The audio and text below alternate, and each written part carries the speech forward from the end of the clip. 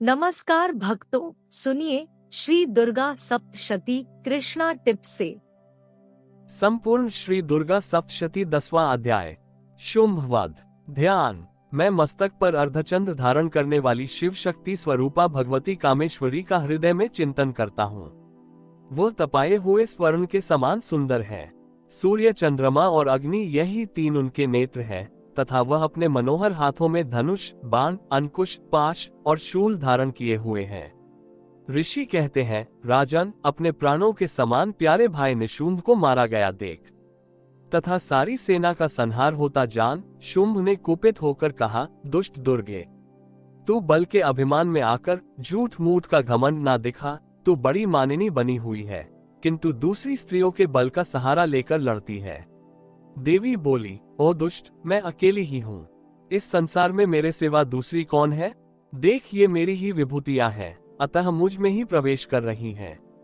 तदनंतर ब्रह्मानी आदि समस्त देवियां अंबिका देवी के शरीर में ली हो गईं। उस समय केवल अंबिका देवी ही रह गईं। देवी बोली, मैं अपनी ऐश्वर्य शक्ति से अनेक रूपों में यहाँ उपस्थित हुई थी। उन सब रूपों को मैंने समेट लिया।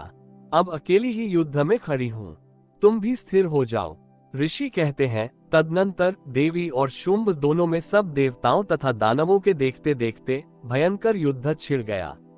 बाणों की वर्षा तथा तीखे शस्त्रों एवं दारुण अस्त्रों के प्रहार के कारण उन दोनों का युद्ध सब लोगों के लिए बड़ा भयानक प्रतीत हुआ। उस समय अंबिका देवी ने जो सैकड़ों दिव्य अस्त्र छोड़े, उन्हें दैत्यराज शुंभ ने उनके निवारक अस्त्रों द्वारा काट डाला। इसी प्रकार शुंभ ने भी जो दिव्य अस्त्र चलाए, उन्हें परमेश्वरी ने भयंकर हुंकार शब्द के उच्चारण आदि द्वारा खिलवाड़ में ही नष्ट कर डाला।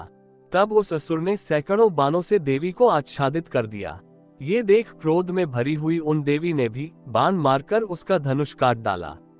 धनुष कट जाने पर फिर दैत्यराज ने शक्ति हाथ में ली, किंतु देवी ने चक्र से उसके हाथ की शक्ति को भी काट गिराया।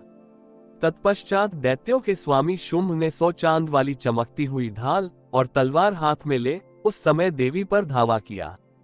उसके आते ही चंडिका ने अपने धनुष से छोड़े हुए तीखे बाणों द्वारा उसकी सूर्य किरणों के समान उज्ज्वल ढाल और तलवार को तुरंत काट दिया। फिर उस दैत्य के घोड़े और सारथी मारे गए। धनुष तो पहले ही कट चुका था, अब उसने अंबिका को मारने के लिए उद्यत हो भयंकर मुदगर हाथ में लिया। उसे आते देख देवी ने अपने तीक्ष्ण बाणों से उसका मुदगर भी काट डाला। तिस पर भी वह असुर मुक्का तान कर बड़े वेग से देवी की ओर झपटा। उस दैत्यराज ने देवी की छाती में मुक्का मारा, तब उन देवी ने भी उसकी छाती में एक चांटा जड़ दिया।